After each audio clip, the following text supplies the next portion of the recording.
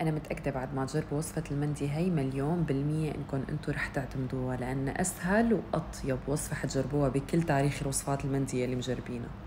كتبت لكم تتبيلة الدجاج لتحتفظوا فيها، ويفضل كتير إنه نحن نتبله قبل بليلة. جهة الجلد لتحت رح غطيه بورق ألمنيوم وحطه بالفرن، تقريبا بياخد شي 45 دقيقة.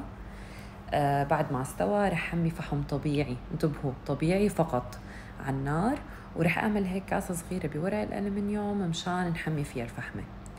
بفترات الفرن تقريبا مرة أو مرتين رح سقي الدجاج بالخلطة، وبعدين اقلبه على جهة الجلد ليتحمر شوي، وهلأ بدنا ندخنه.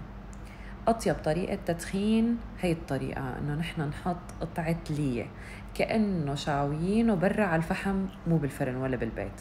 رح غطيه 10 دقايق، وبعدين رح شيل الدجاج وآخد كل التتبيلة والزيت يلي طلع منه. حط صمدة الرز أو عيار الرز، كل كاسة رز كاسة ونص مي، وأنا مستخدمة رز سيلا مو بسمتي، أنا هيك بحبه. غسلته كتير منيح ونقعته أقل شي نص ساعة أو ساعة يفضل يعني.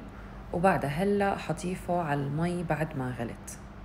حنحطه وبس ركز الملح بس فقط لا غير، بدون أي زيوت بدون أي شي، لأنه زيت التتبيلة بكفي. رح أتركه يغلي شي 10 دقايق لحتى تنشف ميته، مستوى الرز فوق عقدة إصبع نحن بنقول دائما.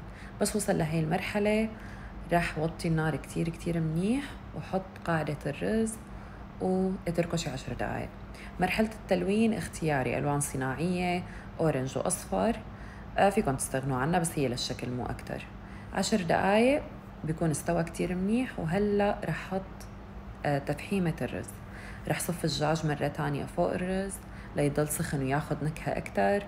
حطيت الفحم، ونفس الشي رح حط قطعة اللي نفسها بس على الجهة التانية مشان كمان اخذ نفس النكهة، وحط شوية زيت نباتي لاني بدي استخدمه بعدين، وغطي عليهم تقريبا شي ربع ساعة. هيك بيكون الرز يعني هيك استوى اكتر وتبخر مع بعضه. وهلا هي الخطوة اختياري بس انا بحبه بصراحة، لهيك قلت لكم فحم طبيعي، لانه رح اخذ الزيتات لحتى اعزز نكهة التدخين. فيكم تستغنوا عنها، انا بحبها. ورح حركها كتير كتير منيح ونقدمها. ولا أحلى من هيك.